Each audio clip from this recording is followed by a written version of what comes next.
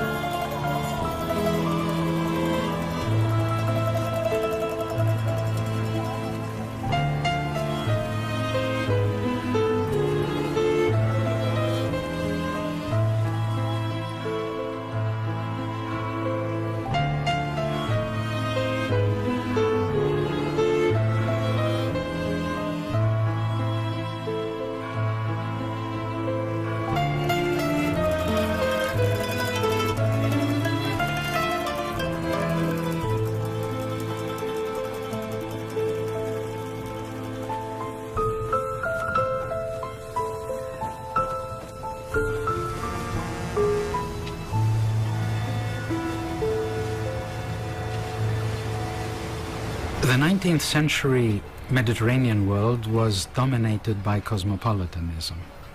This was the time of extensive east-west commerce that went through the Mediterranean.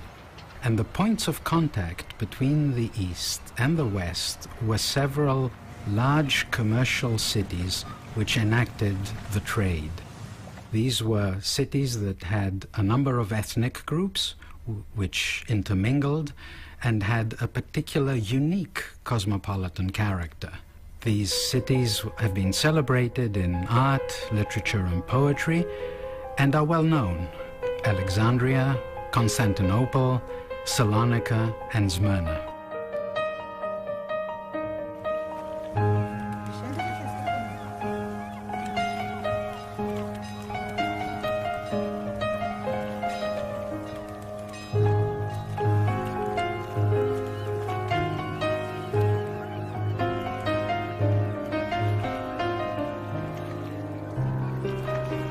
Smyrna at the beginning of the 20th century was one of the most colourful, richest and opulent cities in the Ottoman Empire. It was on the western coast of Turkey, washed by the warm waters of the Aegean, and it was incredibly wealthy. It stood at a crossroads between east and west, and people from all over the world had poured into the city, giving it a unique and quite amazing cosmopolitan character. The principal nationality here were the Greeks, but there were also numerous Turks, Armenians, Jews, Europeans of every nationality had come to set up home here. And then the Americans had come at the beginning of the 20th century as well. The American consul George Horton said that in no city in the world did East and West meet in so spectacular a fashion. It really was a unique and very, very cosmopolitan, tolerant city.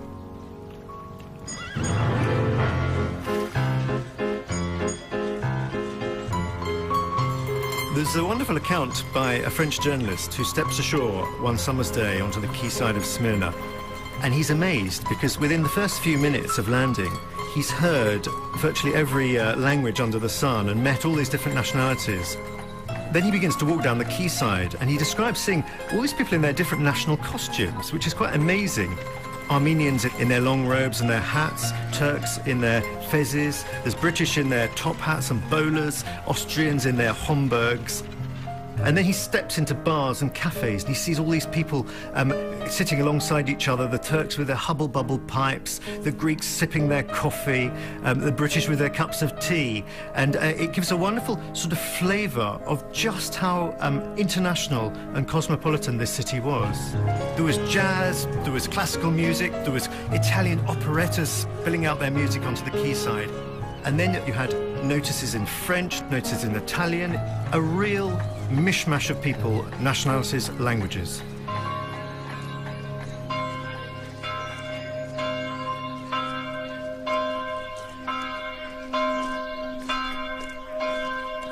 When I'm asked where I come from, I always reply, I'm from Smyrna in Asia Minor, although I was not born there. But this heritage weighs so much in my heart that I always profess that my country of origin, my city of origin is Smyrna. Smyrna puts a smile on my face because it was a happy city, despite all the difficulties and the problems. Smyrna was a place where people had fun, worked hard and played hard. They had the sea, they had the farms, they had the produce.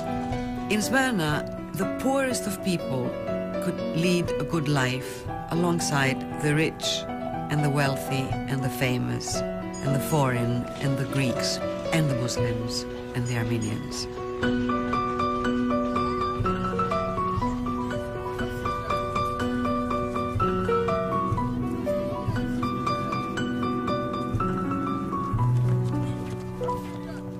Smyrna was a cosmopolitan city. It was also an Ottoman city. It belonged to the Ottoman Empire and was governed according to the rules of the empire.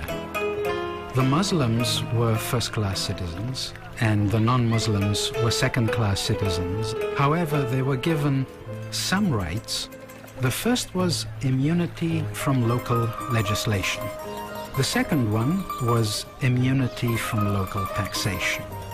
And there were many Greeks, Armenians, and Jews that had a foreign citizenship and were able, therefore, to take advantage of those set of privileges given by the capitulations.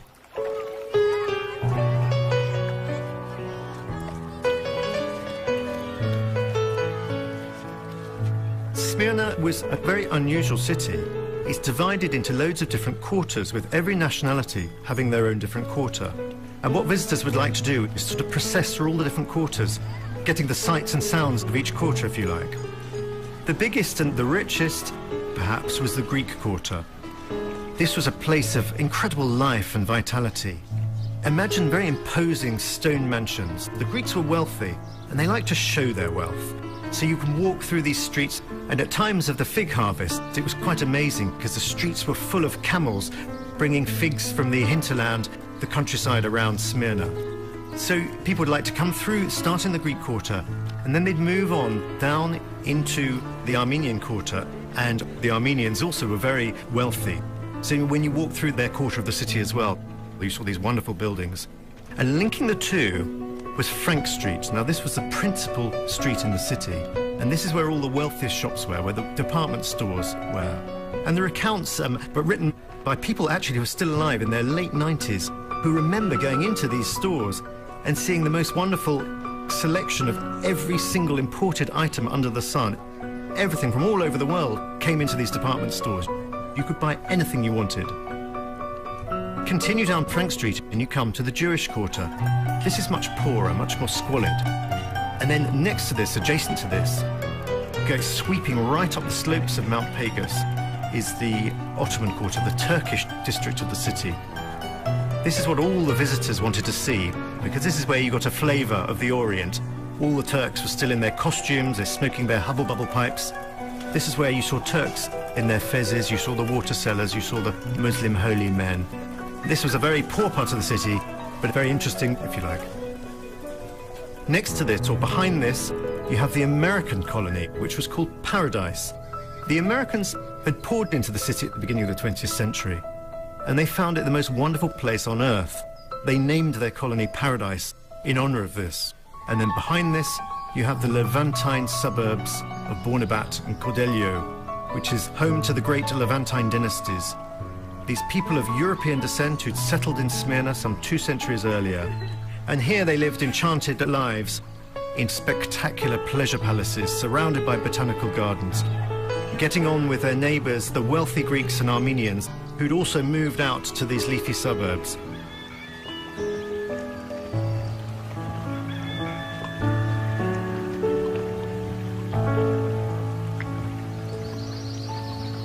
The Greek community came from different parts of Greece, from the islands mainly, but even from the mainland. And they were industrious people who went there obviously to make their mark, their economic mark, and blended into a society that had its prototype in the Occident, Occidental prototypes, in an Oriental environment. And the combination of the two yields this interesting hybrid, the Greek from Smyrna. He's Occidental in his multilingual habits, in his education, in his preference for Western Europe, but also laid back, open to the pleasures of life, this joie de vivre with its Oriental trimmings, so to speak.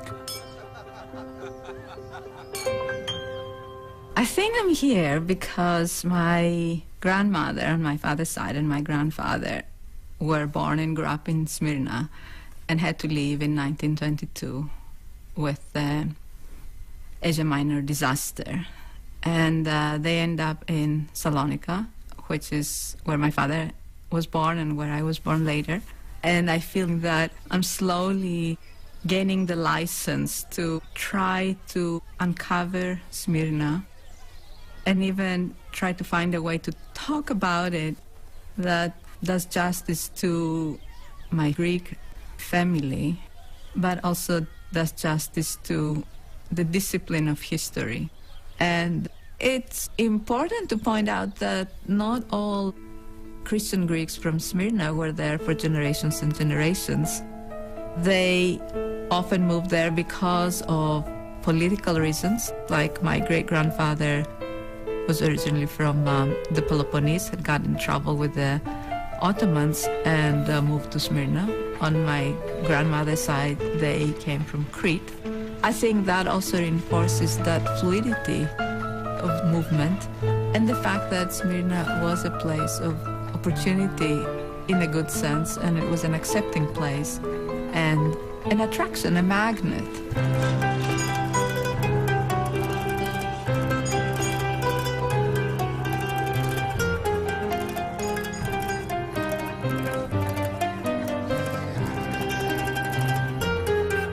The Greek community in Smyrna was the largest non-Muslim group.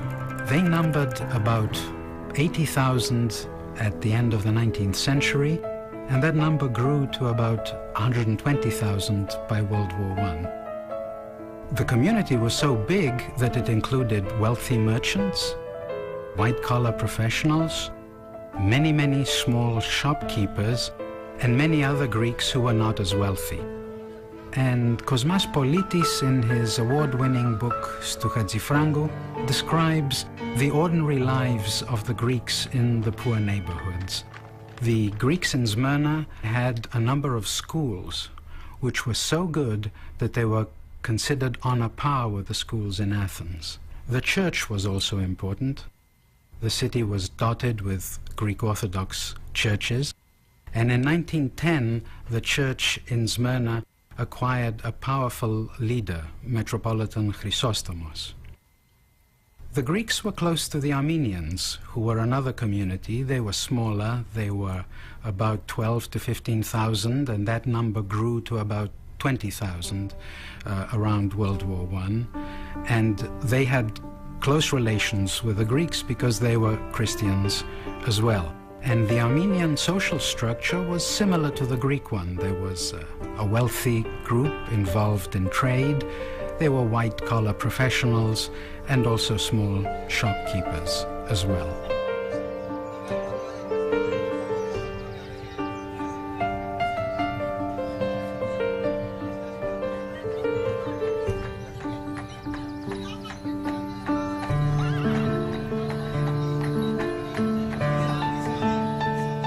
when people ask my place of birth, I would say Smyrna, Turkey, but I am not a Turk, I'm an Armenian.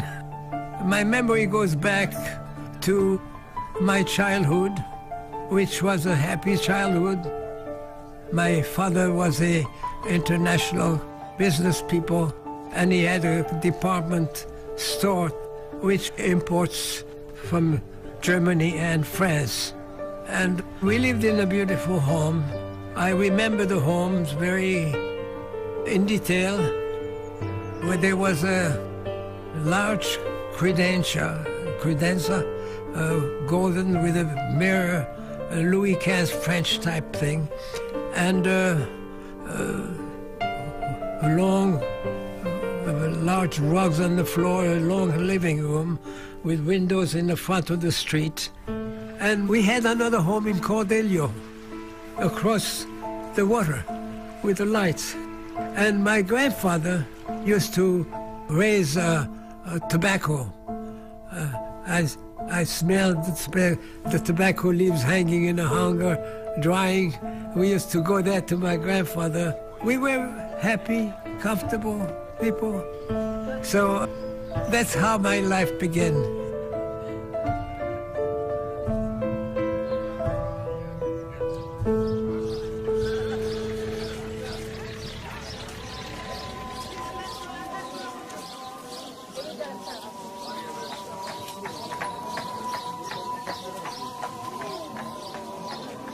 The Muslims of Smyrna numbered about 80,000.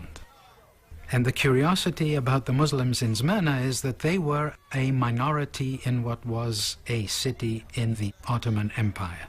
And that is why Smyrna was described by Muslims across the Ottoman Empire as infidel Izmir, because in fact the Muslims there were a minority. Most of them were involved in menial tasks, manual labor, and their neighborhood was on the slopes of Mount Pagos, or Kadifi Kale, as it's called in Turkish. There was also a white-collar group among the Muslims. They were the bureaucrats, so all the government officials and all the port officials of the Ottoman Empire were Muslims, and there was also a small Muslim elite. They were mostly landowners who owned land in the rural areas surrounding Smyrna, such as Manisa, and they had big wealthy houses in the city, and they also interacted with the Levantines, the Greeks and the Armenians, and the few wealthy Jews.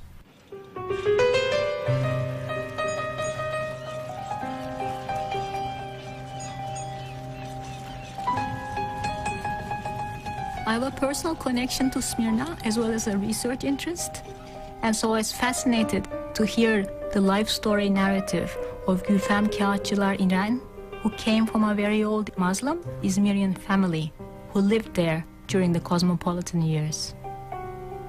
Gülfem İren was born in Karşıyaka or Cordelio, and from family stories knows very well the earlier years. She talked about Izmir's dialect, where so many words are Greek or Italian, and she said, Izmir is very different from Istanbul. In Izmir, the Muslims live in a Levantine world, and the best of everything could be found. She told me about her family. The Katipzade were feudal landowners, and they had a family estate in Manisa. They also owned real estate in the European quarter, and they had a foundry, a factory that produced rose oil, and one that produced silk thread, and all their products were exported to France.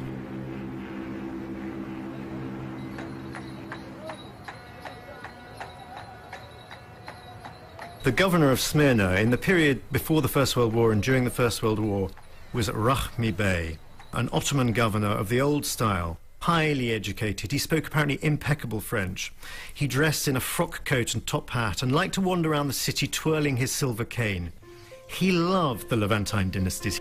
He loved drinking gin slings with the Europeans and just talking for hours into the early hours of the morning, talking about how he ran his city. Because it was a very difficult city to run. because Rahmi Bey, a Muslim, was in charge of a city whose majority population was Christian. So Rahmi Bey was continually having a juggling act, basically, having to try and keep each community in his city happy.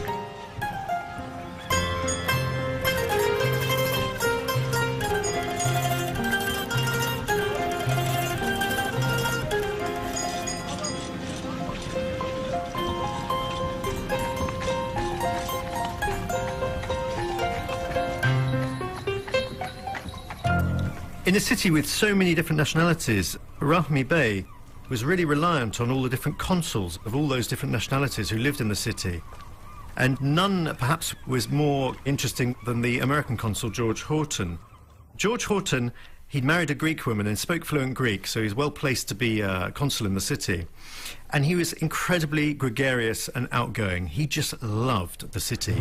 He loved being posted here, and he spent all his time forever going to parties and drinks and socialising with all the different communities in the city. And his accounts give a very colourful flavour of just what was going on and just the mix in the city at the time.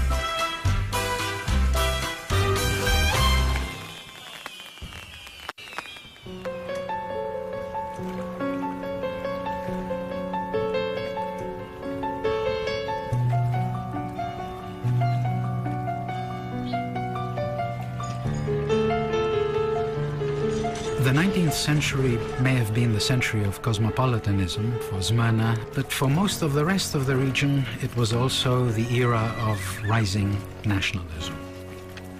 Greece, Bulgaria, and Serbia began launching territorial claims against the Ottoman Empire, wishing to push the Ottomans out of the Balkans and divide Macedonia and Thrace among themselves.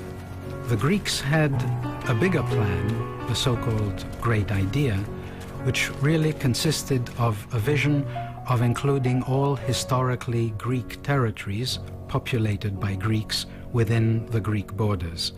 And within that vision, there was not only Macedonia and Thrace, but also the Asia Minor coastline, including Smyrna.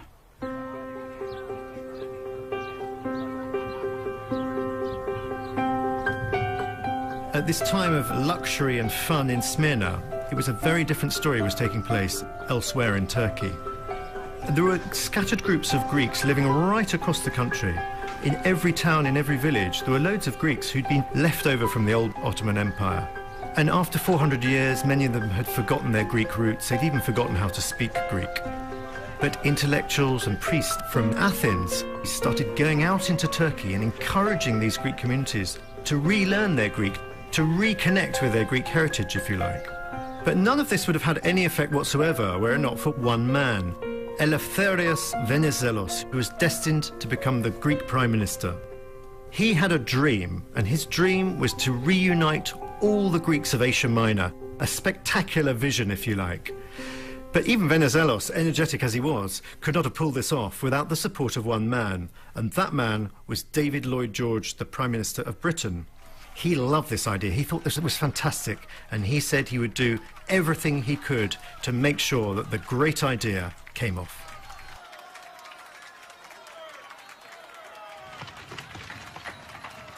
Throughout the 19th century, the Greek state was expanding, and not just the Greek state, the entire Balkan territory. All the Balkan states were expanding at the expense of the Ottoman Empire.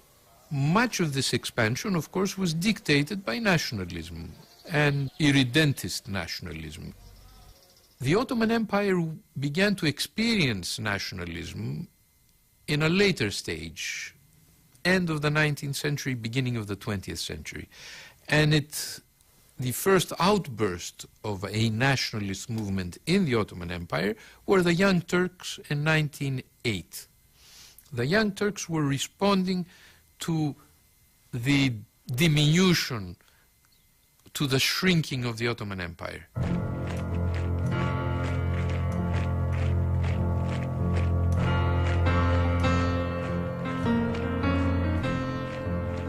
The simmering tensions between the Greeks and the Turks really exploded in 1913-1914 with the Balkan Wars, where the nations came head-to-head on the battlefield. And the upshot of this was enormous numbers of refugees, Turks from Greece, who were kicked out of Greece and had nowhere to go. Well, they had nowhere to go, but the Turkish government encouraged them to settle in the areas with the largest Greek populations in Asia Minor, namely all the villages and towns along the coast around Smyrna. And there's an amazing account by a French archaeologist, Félix Sartieu, who was working in the village of Old Fokia at the time. And he describes the refugees arriving, and they arrive with chetties, who are these armed, heavily armed, irregular forces. And Félix Sartieu saw everything that happened, and he was absolutely appalled, because the chetties came in with their guns, with their pistols, and they caused absolute chaos, attacking, ransacking, raping, pillaging, and killing numerous Greeks in the village. And what took place there was the first hint of this ethnic tension, this ethnic conflict that was soon to rock Smyrna itself.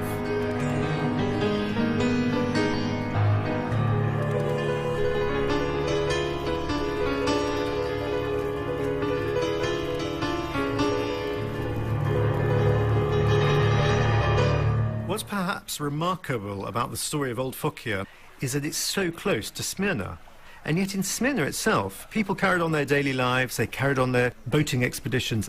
It was as if they were willingly blind to what was taking place around them.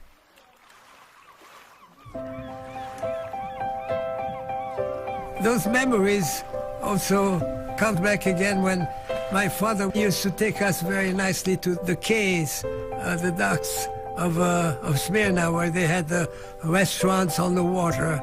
And he used to take us there, and we would see the water and all the crowds and the people. And I remember my mother and my father used to go to a ball, and there was a place where there was a dancing and so on, and they would go for a dance.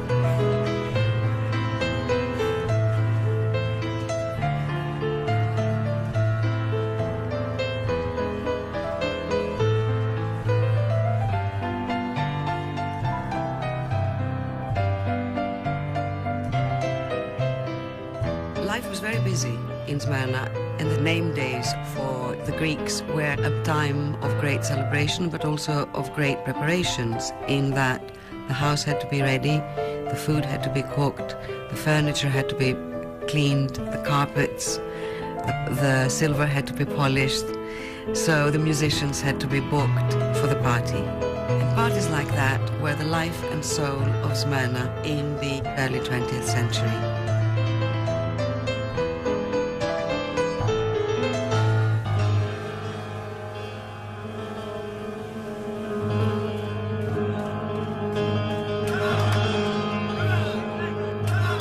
In the summer of 1914, World War I broke out, and the Ottoman Empire entered the war on the side of the Central Powers, Germany and Austria.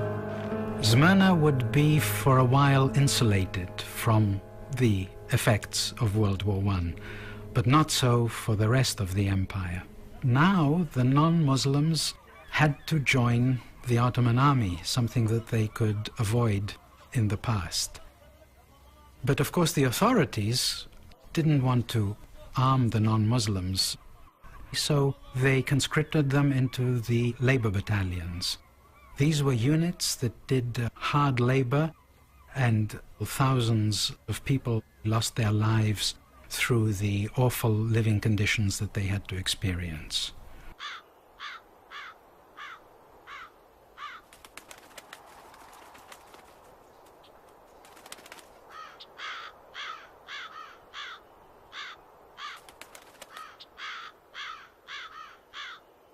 In the spring of 1915, the American consul George Horton had a visitor knock at his door in the American consulate. His name was Walter Geddes, and he'd been travelling through the eastern parts of Turkey. And he came back with the most horrific tale imaginable, that all the Armenian population, the towns and villages of eastern Turkey, were being deported and exterminated. They were either being sent into the desert, or they were being shot and picked off in cold blood. Now, this was complete news to Horton, but the story soon got far worse. The policy was being dictated by central government in Constantinople. Talat Pasha wanted the Armenians out of Turkey. It was all part of Turkey for the Turks. And Talat also wanted the Greeks out of Turkey as well. Now, Rahmi Bey was, of course, going to be affected by this policy because Talat wanted the Armenians and Greeks out of Smyrna as well. He was going to do everything he could to try and protect them. And perhaps the most enduring image from the First World War from Smyrna is a photograph from 1917, the real dark days of the First World War, when the assembled population of Smyrna, Turks, Greeks, Armenians, Levantines and other Europeans, are sitting in the opera house listening to Verdi's Rigoletto.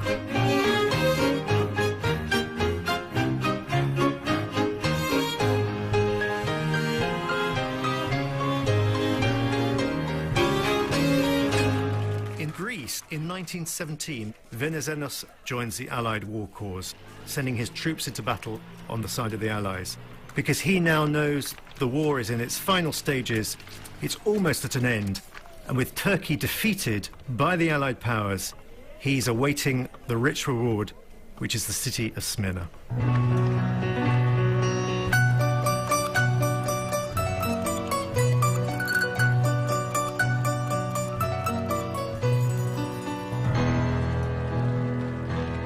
In 1917, America joined the war on the Allied side. By this stage, the war was almost at an end, and it was evident to everyone that America was going to play a lead role in deciding who got what in the aftermath of war. And so it was that the peacemakers all assembled in Paris: Wilson, David Lloyd George for Britain, Clemenceau for France, and Orlando for Italy. And there was an amazing conference where a great bargaining game began. Wilson, the American president, rose above it all. He came with a principle, and his principle was self-determination. People should rule themselves. Now, Venizelos, being a very wily and shrewd politician, seized on this instantly. Aha, he said, if people can rule themselves, then the Greeks of Smyrna, the majority, should be allowed to rule Smyrna. Venizelos at the conference played a most fabulous role. He was talking about classical Greece, he was giving lectures. People were entranced. All the British diplomats who were there, they wrote about how wonderful this man was. And by the end of the conference, there was a feeling that indeed Greece should be given these lands that were rightfully Greek.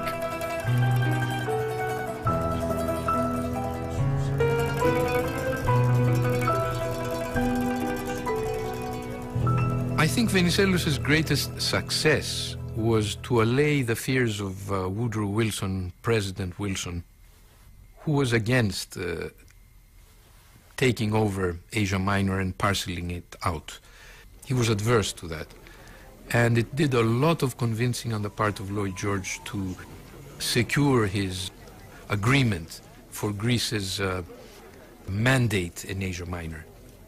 Some people still think that Greece was given the right to annex Smyrna. Not so. It was given a mandate to keep the peace in the region, mainly because the Italians were too anxious to take over much of southwestern part of Asia Minor. The Brits didn't want that. They would rather have Venizelos be there rather than the Italians. So Greece was given a mandate to maintain the order there for 5 years, and in 5 years' time there would be a referendum which would give the Greeks the opportunity to annex the territory of Smyrna.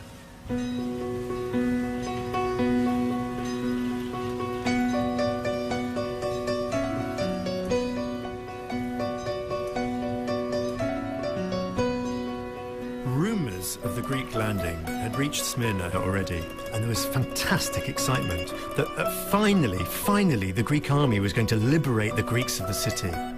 And already by about 6 in the morning, the quayside was absolutely packed with thousands of Greeks who'd flocked there to witness the triumphal arrival of the Greek navy. And it was about just a few minutes after 7 o'clock when the first funnels were seen over the horizon. People were cheering, a great jubilation. Everyone was fantastically excited that after all these long, terrible years of war, at last, liberation was at hand. And it wasn't just the Greeks celebrating, or just the Armenians celebrating, also the Europeans as well, who had gathered to watch this historic arrival. There were accounts of the sporting club where all the Europeans and Levantines, all dressed up in full morning dress and everything, were there and standing on tiptoes waiting to catch a glimpse of the Greek fleet.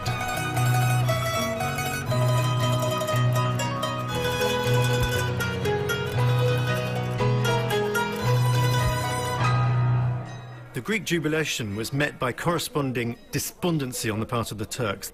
There was a huge demonstration up on the hillside above the city, demonstrating against the Greek invasion. The Greeks came in. They had a very strategic plan to encircle the city with their troops and to drive a wedge between the Greek and Turkish quarters of the city to forestall any violence. But when this band came to land on the quayside, they landed at the wrong place. Whether that was deliberate or not, we just don't know. But they landed there to great jubilation on the part of the population, and Metropolitan Chrysostom, the head of the Greek church in the city, stepped forward in full church vestments and blessed the army as it landed.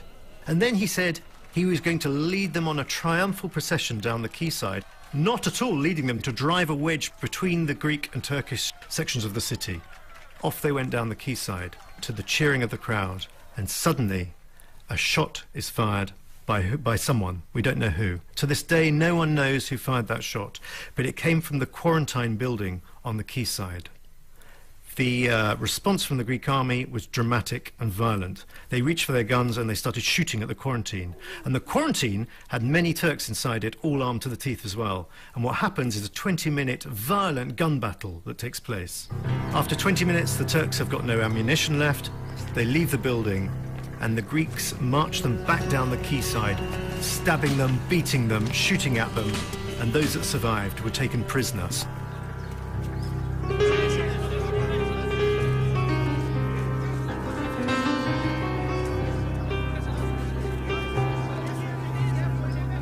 Gülfem İren told me she has a few memories of the Greek occupation of Smyrna. She told me that her father was saved by his Greek friends. During the day of the occupation, they hid him in the Greek club. And the next day, she remembers he came home accompanied by the kavas, or the guard of the Greek club. She told me about his blue uniform with gold embroidery, which she still remembers. And he was wearing a hat rather than the usual fez. So it was his friends and his knowledge of the Greek language that saved him.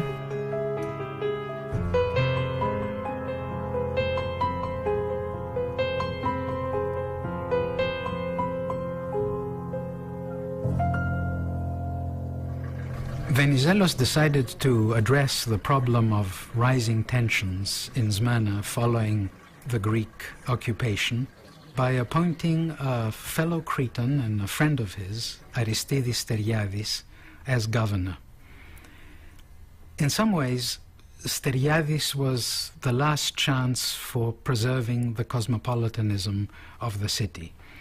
He was committed to the city's multi-ethnicity.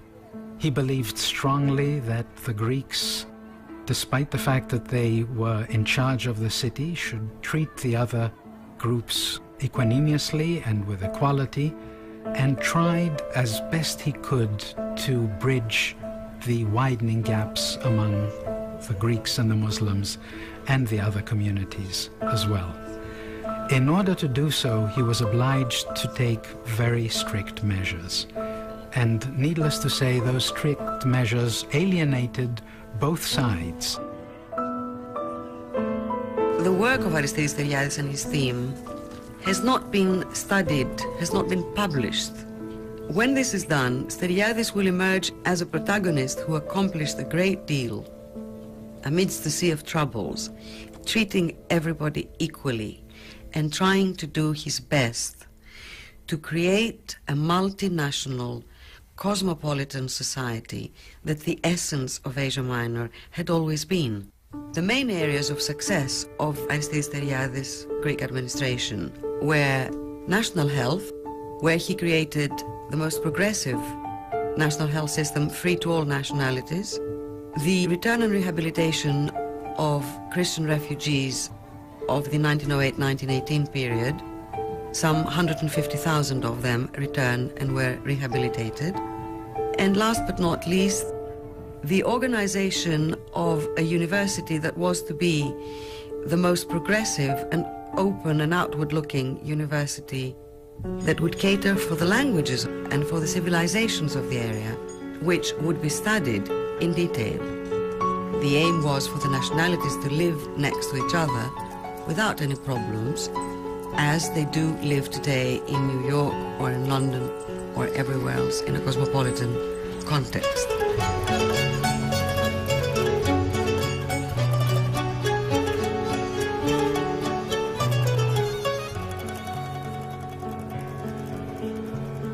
The arrival of the new Greek administration brought about a complete transformation to the city of Smyrna. Overnight, a new renaissance set in. There was loads of wealth in the city. People poured back into the city, merchants from all over the world, from Greece, from Europe, from America. It was a wonderful time, but correspondingly, on the other side, the Turks were horrified by what had happened. And in Constantinople, a remarkable lady, a member of the bourgeoisie named Halide Edip, gave public addresses to vast crowds saying that Smyrna had to be liberated from the Greeks.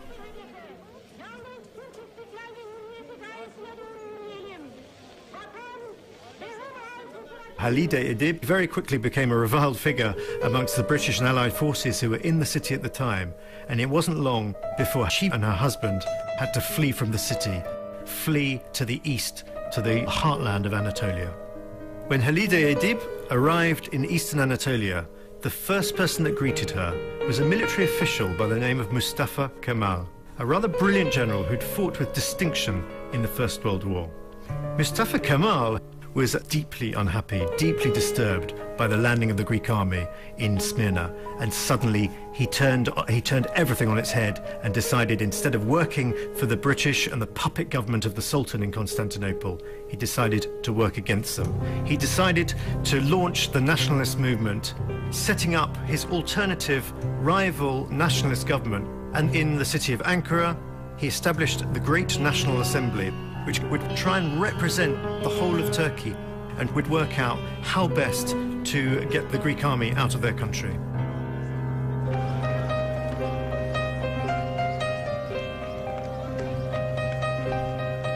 The situation in Smyrna had never been rosier, but in the countryside just outside the city, in all the little villages and the farms that were scattered around, there was terrible violence was taking place. The Greek farmers were constantly finding themselves under attack from Turkish nationalist forces. This placed Stergiadis in a terrible dilemma. What do I do next? How do I control this violence? And he realized that, reluctantly, the only thing he could do is send the Greek army out into the countryside beyond the parameters of the city to try and quell the violence. And this is exactly what happened. With the encouragement of Venizelos, the Greek army moves out, attacks the Turks, and every time they meet the Turks, they defeat them. It seems so easy suddenly, and they push out further. But wherever they establish their front line, the Turks attack them again, and so they push out a little bit further. And it's quite extraordinary, the defeat of the Turks and being rolled back further into Anatolia. Although war has never been declared, effectively the Greek army and the Turkish nationalists are now at war. And this war is going to last for 3 years, and it's going to become more and more brutal and bloody as the Greek army constantly pushes out across Anatolia. And they do remarkably well.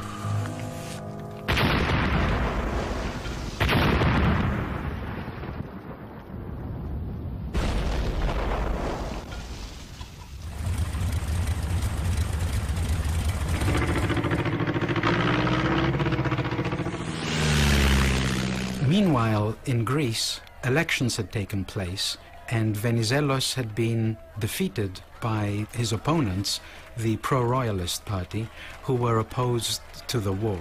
But King Constantine decided that he would, in fact, not stop the war, but instead continue pursuing the war, and, in fact, take over. He was, as the king, the leader of the army. And in the spring of 1921, he arrived in Smyrna, and there were scenes similar to the ones that had taken place just over 2 years earlier with the arrival of the Greek army. The population of Smyrna came out in the streets, waving its blue and white flags, welcoming the king. There was a new sense of enthusiasm and optimism about the future now that the king was committing himself to the Asia Minor campaign, as it was called, and taking charge of the army.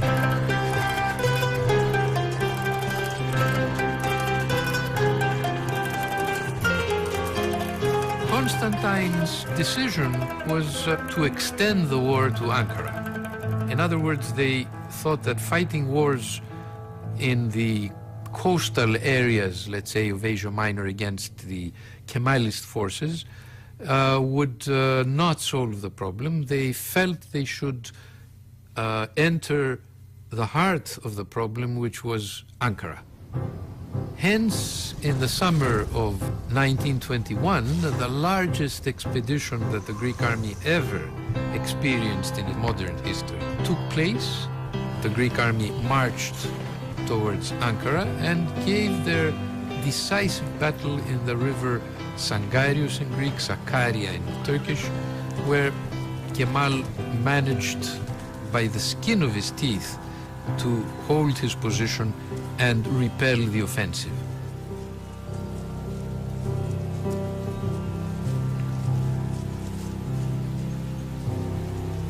The great powers were having a change of heart.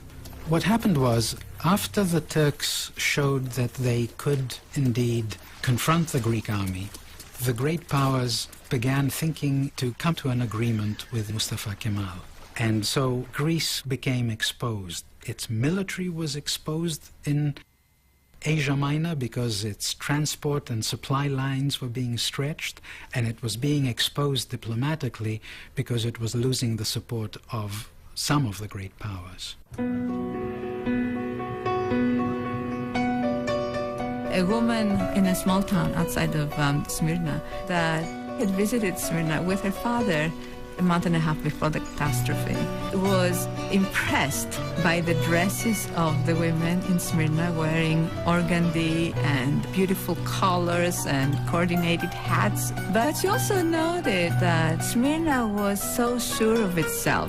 We in the countryside could see the world changing and we knew to be afraid.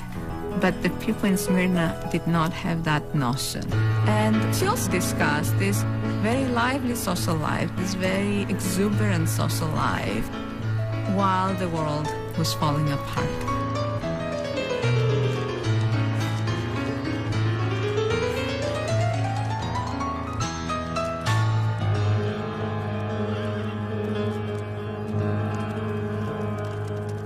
In August of 1922, the Greek-Turkish stalemate on the front was broken. What happened was, by that time, the Turkish forces were strong enough and were able to attack and defeat the Greek armies. And by late August, the Greeks had started to retreat. As the Greek forces gradually moved further back towards Smyrna, they decided, in order to defend themselves, to employ a scorched earth policy, burning and destroying towns and villages. The Greek army approached Smyrna, and one of the last big scorched earth incidents that happened was the town of Manisa, fairly close to Smyrna.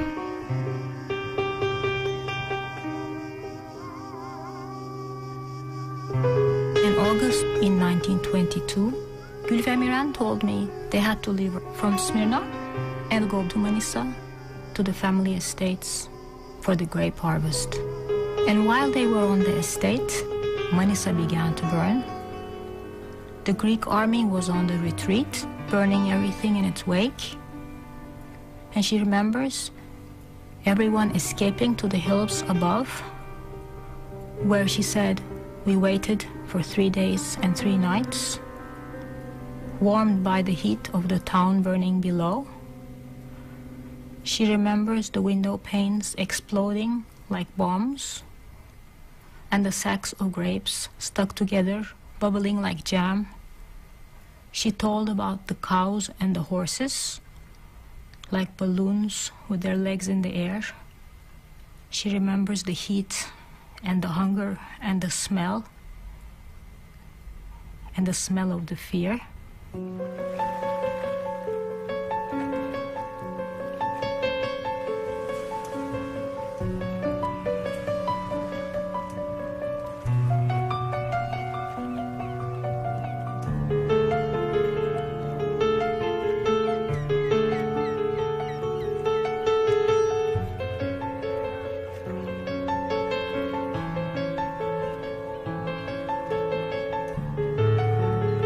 Smyrna in August 1922 was a picture of calm.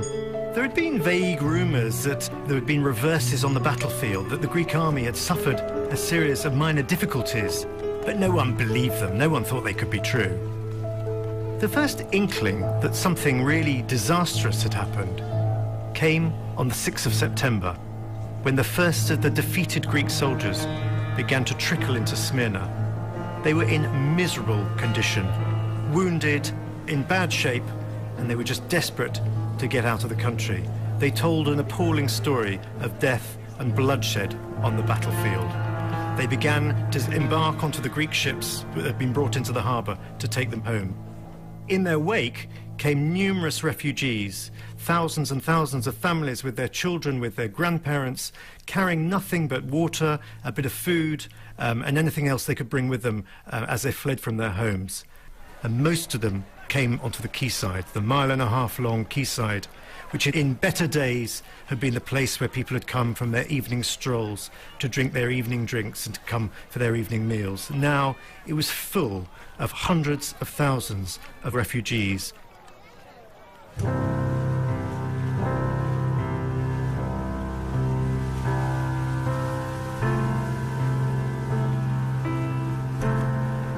By the 7th of September, the battleships of the Allied powers began to converge in the Bay of Smyrna. Rumours of the Greek defeat had now reached the Allied commands, and they wanted to take off their own nationals and the Levantine families. But for most of the citizens of Smyrna, they simply didn't panic. They didn't believe any disaster would befall their city, because no one in the city believed that the Turkish army would enter Smyrna. Because whenever people opened their windows and stepped onto their balconies, they saw a most reassuring sight: 21 Allied battleships in the Bay of Smyrna and the Greek fleet next to them. They knew that these would protect them from any harm.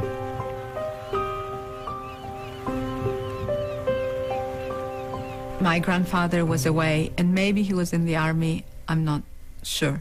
And the Turkish men they knew came to the house and said, "Mrs. Eleni, I can help you take your children and get out, because they're going to cut off transportation and you're going to be trapped here."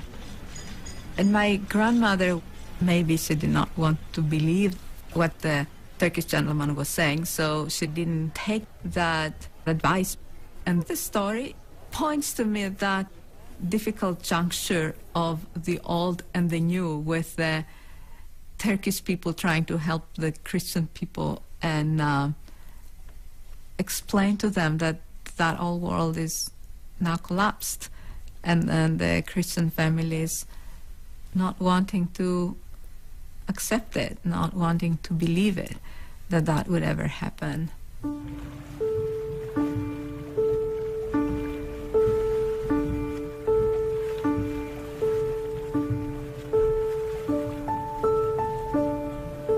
That same day, there was another significant event that took place. The Greek government, headed by Stygiadis, left the city.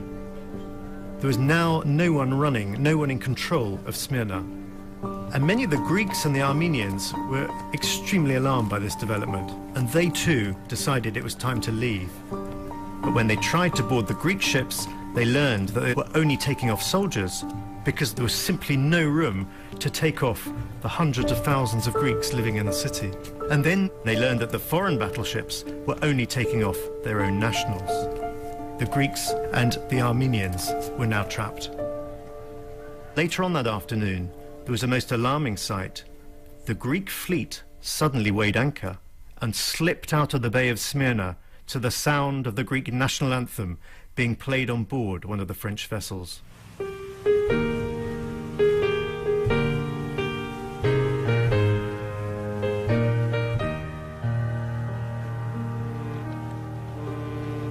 The American consul, George Horton, was one of the first men to witness the advance regiments of the Turkish cavalry riding into Smyrna. The first thing that he knew about it was the sound of screaming coming from outside the consulate as a band of 100 women tried to force their way into the consulate building. Aware that something dramatic had happened, he rushed out onto the balcony of the American consulate, which had a wonderful view right across the quayside of Smyrna. And what did he see? The Turkish cavalry was riding along the quayside. They had spotless uniforms and they had their sabres and they were shouting out, "Fear not, fear not." But the Greeks and the Armenians were in a complete state of panic. People rushed into buildings, locked themselves into their shops, into their brasseries, into their bars. The Turkish cavalry continued silently and peacefully along the quayside. They rode towards the Konak, the large building at the end of the quayside, and there they symbolically took down the Greek flag and hoisted the Turkish one.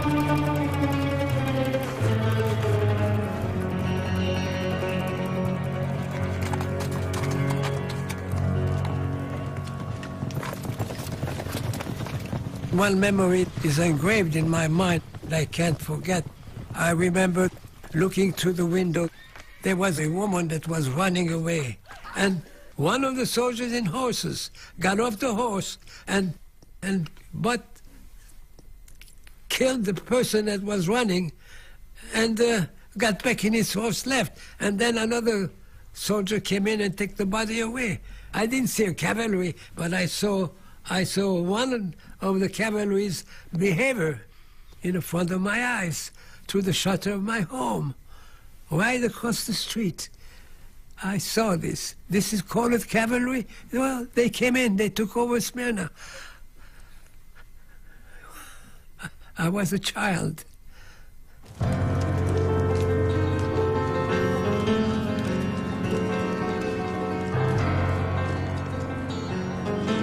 As dusk fell, troops began to converge from every different angle, from every different direction. And in their wake came the Chetty forces as well, the irregular forces, the undisciplined forces. At first, all went well. They all began to come into the city. But then, in the leafy suburb of Kordaleo, things began to go wrong.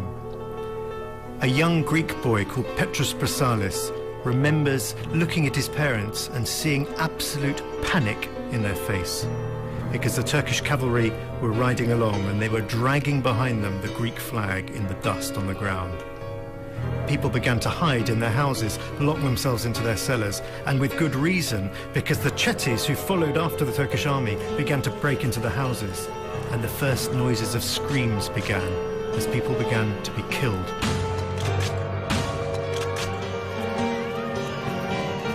Violence began to spread out, not just from Korthelio, but now in Bornabat and in the city as well, in the Armenian and the Greek quarter.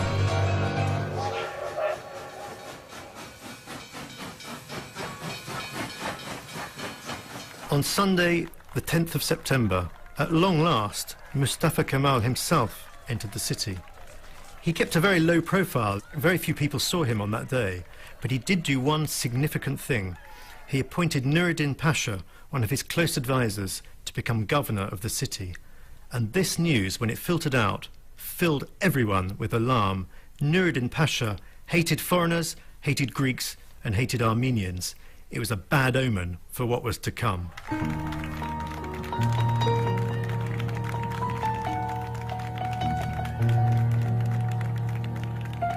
A dramatic event occurred that afternoon. The new governor of the city, Nuruddin Pasha, summoned Metropolitan Chrysostom to a meeting at his office. Now, in some ways, this came as no surprise, probably, to Chrysostom. He, after all, was the senior Greek hierarch in the city and representative figurehead of all the Greeks living in Smyrna. We don't know precisely what happened, but we know for certain that Chrysostom went to the office, went up to a meeting with Nuruddin Pasha, and it only lasted a few minutes. Chrysostom came down a few minutes later, and a large Turkish crowd had gathered outside. The story runs that Nuruddin Pasha stepped out onto his balcony and cried out to the crowd, "If he's done well with you, do well with him. If he's done harm to you, do harm to him." There was a group of French soldiers watching on at what happened, and they wanted to intervene. They knew that something bad was going to take place, but their commander said, "No, we're not intervening. We don't want to be seen to be siding with the Greeks." Chrysostom was grabbed by the crowd. They dragged him away into a back street. They shaved off his beard. They gouged out his eyes, and then they stabbed him to death. He died in the streets of his beloved Smyrna.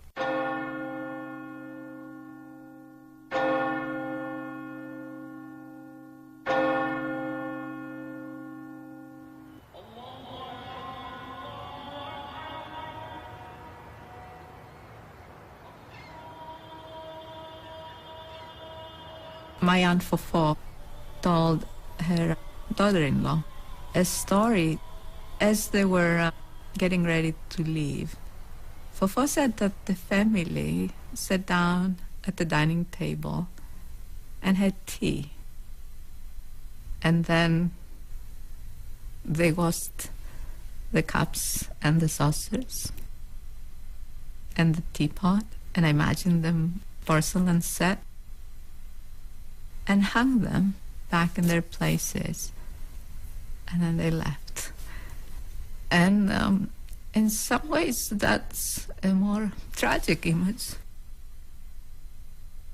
in a funny way, than the truly tragic images of the Exodus that have been recorded, and of the people being killed.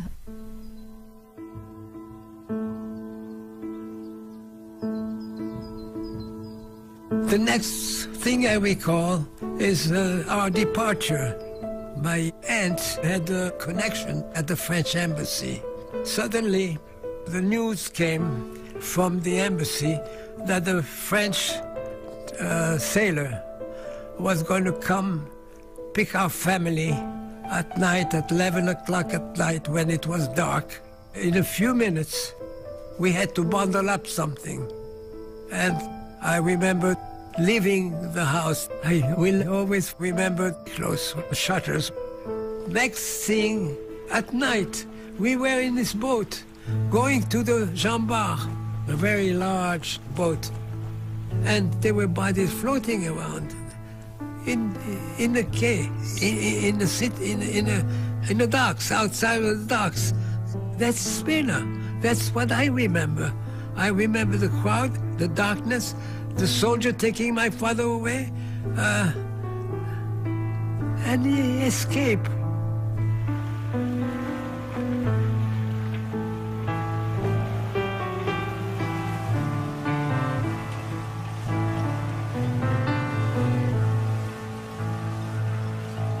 By the morning of the 12th, the Turkish army was out of control.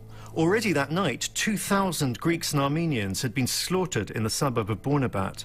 And now the soldiers in the city itself, fueled by alcohol, were going on a rampage, killing, looting and murdering wherever they could go. In the Armenian and the Greek quarter, very few people dared to step outside on that day, but two people did. The Anglican vicar, the Reverend Charles Dobson, and the American consul, George Horton. And they saw scenes that would remain with them for the rest of their lives. Corpses everywhere, mutilated, people had been tortured, and cadavers all swollen up in the heat of the sun. What's amazing is that at the same time, there were hundreds of thousands of refugees still camped out on the quayside. One other thing of great significance happened that day. The wind dramatically changed direction.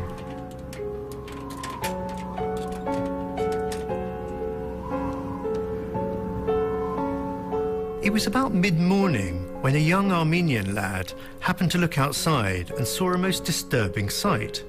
A group of Turkish soldiers and a band of irregulars seemed to be sprinkling the buildings of the Armenian quarter with some sort of liquid. When they passed by, he went outside and sniffed it, and he realized what it was. They were sprinkling the buildings with petrol. Midday, and Miss Minnie Mills, a teacher in the city, at the American Collegiate Institute happens to glance out of her window and gets a shock. A funnel of smoke was pouring out of the Armenian Quarter. And she saw worse than that. She saw Turkish officers and soldiers pouring petrol into the buildings. 10 minutes later, Mrs. Burge, the wife of an American missionary, also happens to look outside, and she sees a second column of smoke. It's not long, perhaps 20 minutes, before these columns of smoke, and other ones as well, all link up into one tremendous black funnel of smoke which is pouring out of the Armenian Quarter. The wind by now is whipping up a gale. It's blowing in away from the Turkish Quarter right across the town, and it's carrying the flames with it. Flames are now spreading out of the Armenian Quarter into the other sections of the city, the European Quarter and the Greek Quarter. Flames are erupting out of buildings. And as the wooden frameworks of these buildings caught fire and burned, so the masonry came crashing down, bringing down whole streets of buildings were just collapsing into piles of rubble.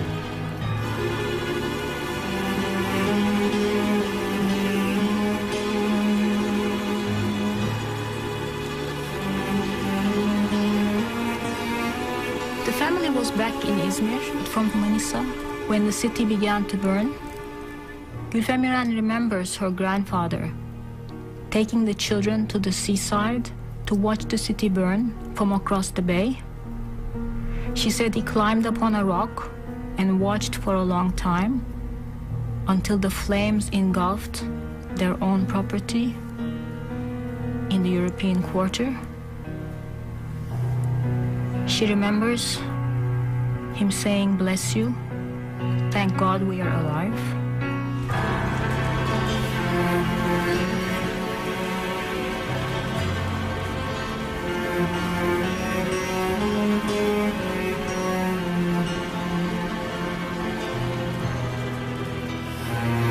On board one of the warships in the bay were all the Levantine grandees who'd fled from Bornabat and were now watching the fire.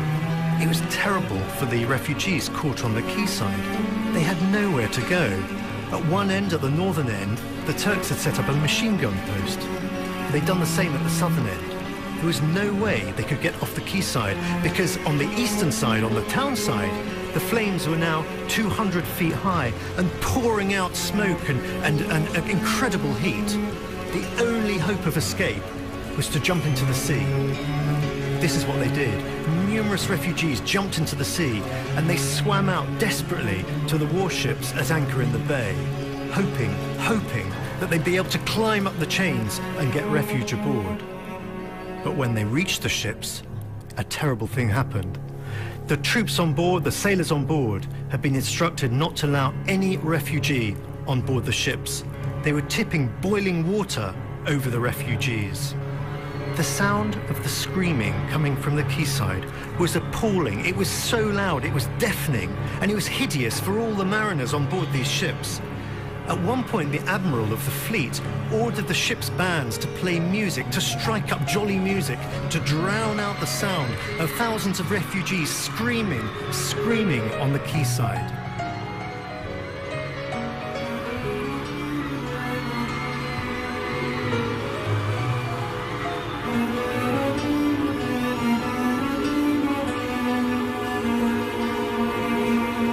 That same night, on board the American warship where Consul Horton was stationed, he could see the Turkish army willingly and knowingly destroying the great city of Smyrna. Consul Horton looked out across the screaming mass of humanity, and he simply said, "The keenest impression I take away from Smyrna is the shame that I belong to the human race." The great powers could have done so much to intervene. They could have saved the lives of so many people, and yet they did absolutely nothing. Why? Because they knew that Mustafa Kemal had won this war, and in the hope of striking rich trading deals with him, they didn't want to be seen to be siding with Greeks and Armenians. They wanted trade over people's lives.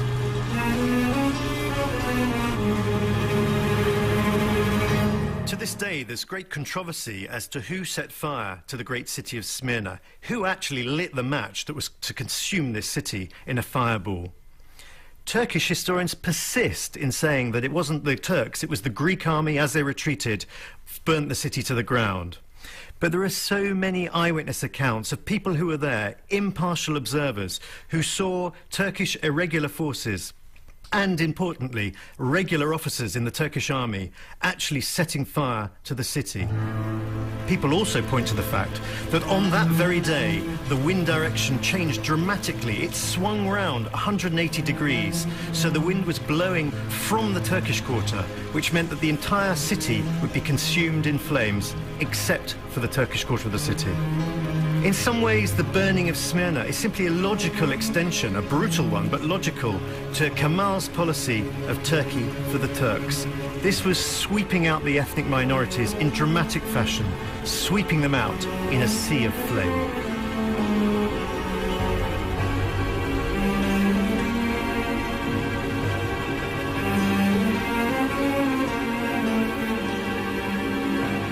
When I asked Gülfem İrem who she thought burnt Izmir, she automatically said the Greeks. And yet when I pursued it, she said there are three possibilities. The Greeks burnt Izmir, the Armenians burnt Izmir, the Turks burnt Izmir. And intrigued by my questions and my persistence, she called her friend, an old lawyer from the same generation, and he said, there was a famous lawyer at the time, and he knew about an ammunition depot near the Armenian church, and he showed them the place, and they burnt it. But she didn't say who he showed them to. And Gülfem İrem said there was a conspiracy of silence about the fire. Nobody talked about it, so maybe we were guilty. And she said Mustafa Kemal was there. He was the liberator of Izmir. He was in the city, and yet she said they let the city burn.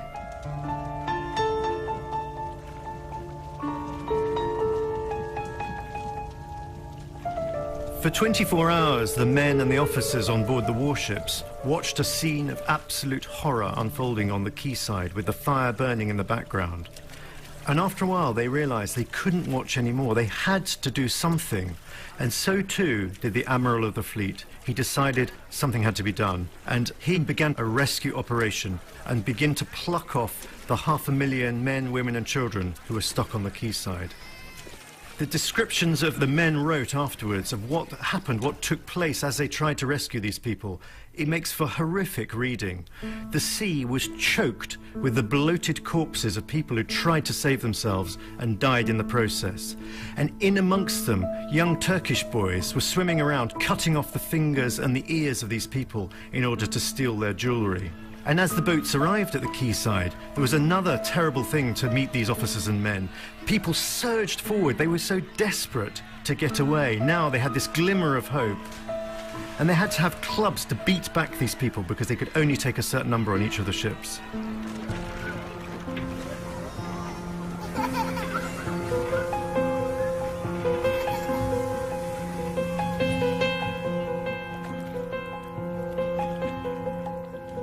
The Turkish authorities declared all males, adult males, as prisoners of war, and most of them would not return from what was going to be a horrific experience.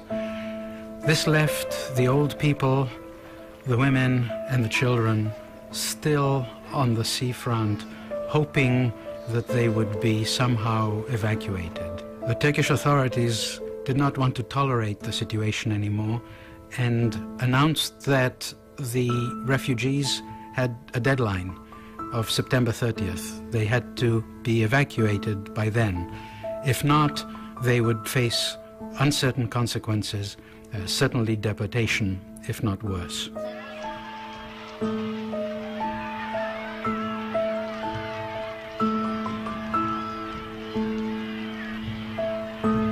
The Americans in the city now began to plead with the Turks. They said that something had to be done.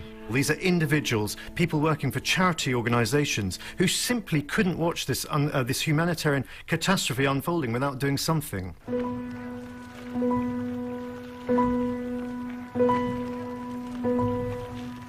Asa Jennings, in charge of the YMCA, a Methodist, a devout Methodist from New York, is an unsung hero. And what made Asa Jennings a true hero, or what made him shine in all this, was his exceptional initiative to find ships and evacuate people in the middle of this bedlam. He went to the nearby island of Mytilene and found cargo ships, 17 or 20 cargo ships that were laying idle, and convinced the Greek government, which was also in a state of shock, didn't know what the hell was going on, to take these ships and evacuate people from the quay. Now, one must say that initially the Turks refused to allow Greek ships enter the harbor, and that's what made it very difficult for the Greeks to evacuate people. So it wasn't entirely the fault of the Greek state. But it began to dawn on the minds of the nationalist Turks that this was an ideal way of getting rid of all these people, and therefore they began to be more and more amenable to the idea of evacuation.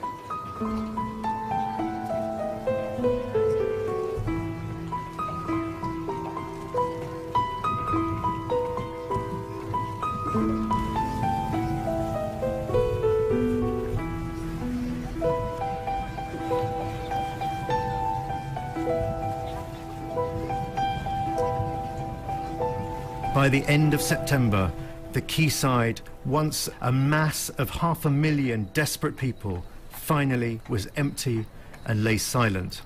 The spectre to this, the backdrop to, was the Smyrna, the once glorious city of Smyrna, which now was nothing more than a charred, burnt-out shell. Smyrna had ceased to exist.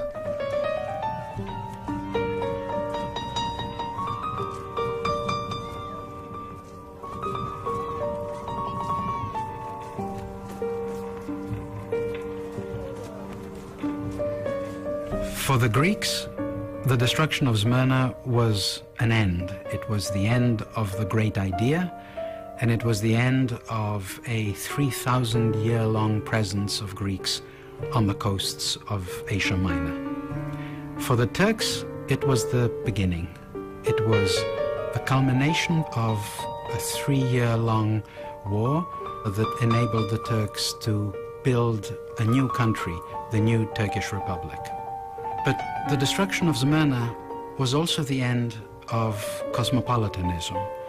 It was the end of a multi-ethnic city.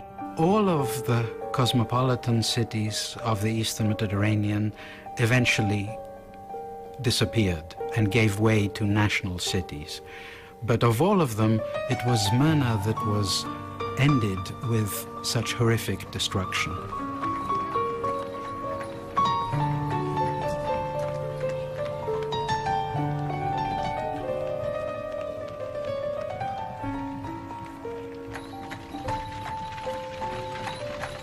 When Gülfem was talking to me about the destruction, she said, in the new Turkish Republic, you couldn't have such a cosmopolitan city. Yet at the same time, she was conflicted inside, because she knew that with the destruction, her city was also being lost. She told the story of the fisherman who fished in his net and found a fish out of whose bowels came a box of jewels. She said it took months and months to clean the bay of the corpses. She said she watched for weeks on end as Turkish soldiers climbed up the hills with Greeks tied up in a column with grown beards and their hair on end. And they knew that they would be shot. And she said this went on for weeks and weeks. As a young girl, Gülfem grew up in a destroyed city. She had to walk through it on her way to school. She said, Izmir is very important to me, but no longer the city itself. It has become a place in my imagination. Even though I didn't lose my city, I wasn't forced to leave, and others were. Yet I too lost my city. It has become a place in my memory, associated with my childhood.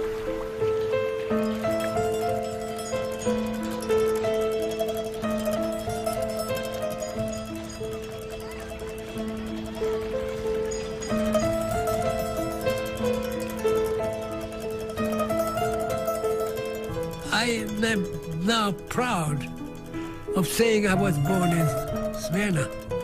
I can't think of any other place in this earth, for the little I know, that can show a very, very little jewel example. Don't divide, live together, enjoy each other. Diversity is beautiful.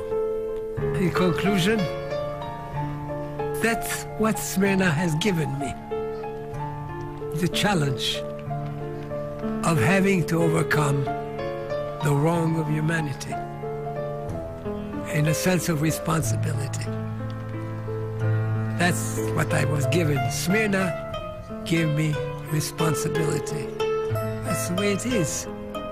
I would not have been what I am today if I were not born in Smyrna. That gave me the beginnings. That gave me the beauty of the country, the beauty of the love and the joy, the blue sky, the songs, the lights across the water on the other end to Cordelio. I mean, it's really a beautiful place, you know. It is really a beautiful. Why can you create anything like that? It doesn't exist anywhere else.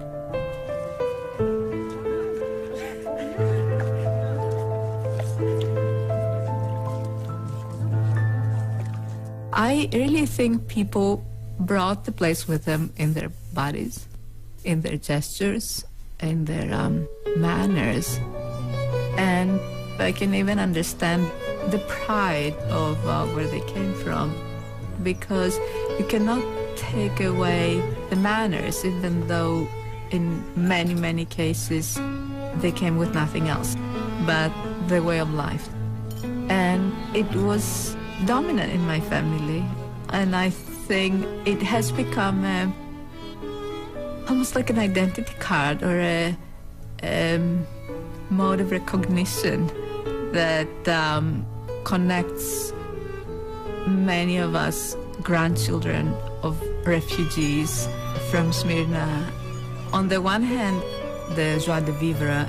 On the other side, the longing.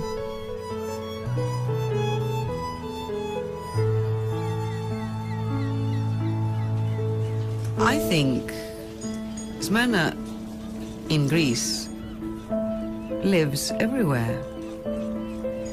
It's very easy to say it lives in our food, in our music. For me, Smyrna is the way I live my life. Smyrna is a notion. You don't have to see it to feel it. Smyrna is an inclusive noun. It contains all the traditions, laments, laughter, celebrations. Smyrna is all of these things and much more. You don't have to live in Greece to experience Smyrna. You can live in London or in New York and still carry it with you. You can pack it and carry it with you at all times.